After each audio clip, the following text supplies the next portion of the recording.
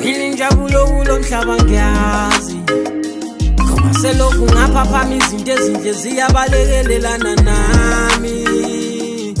Yeah, ngilinjabulo kulo mhlaba ngiyazi ngoba selokhu ngaphapha izinto ezinhle ziyabalekelelana nami.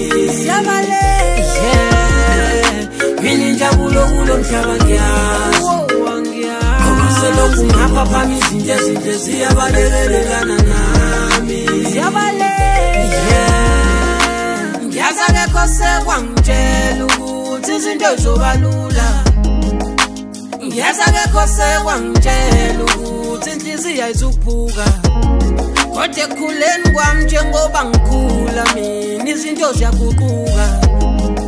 Kahle kahle mina nenjabulo siyaphambana kanti mina okwami ukulunga. Ngeke mina why yami impilo kumele iforce, why ingabeka laba kumele badodose. Yenithi why hlathi imbezi yabaleka mina izinto engithi mangihlanganise empilweni nami ihlangene.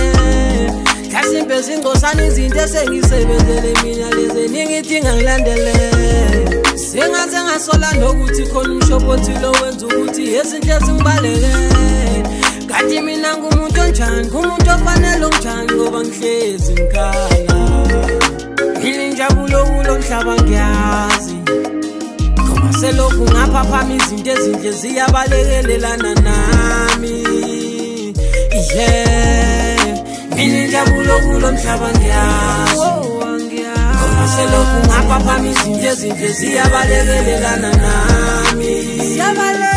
Yeah, ngilinjabulo kulo mhlaba ngiyazi ngoba selokhu ngaphapha izinto ezinhle ziyabalekelelana nami. Yeah, ngiyayibona lento yami isuka kude manje angazi noma umdali noma isandla somuntu. Simbese kwamacala abazali bayangivale. Noma hlasimbe ngiqinisile lesi sandla somuntu esenza impilo into enganje. Noma hlasimbe inkinga kimina ngibuka abantu kakhulu ngihlulo kwiphandle. Kodwa ke into engiyibukayo yona nje ezongibulala le ngoba ngiyasahlulela. Inkinga ngisathembi mangabe ngigqugquzelwa ngethemba. Impela ngisayingena ngisazi nokuthi ngangisiye bilona ngoba phela kade ngangigilwa lona belikuphi impilo ingivivini. Into ezinhle zishuka ungiphika namanje azivubi impilo iyabhimba we. Ngilinjabulo kulo mhlaba ngiyazi selokhu ngaphapha izinto ezinhle ziyabalekelelana nami. Ngilinjabulo kulo mhlaba ngiyazi ngoba selokhu ngaphapha izinto ezinhle ziyabalekelelana nami.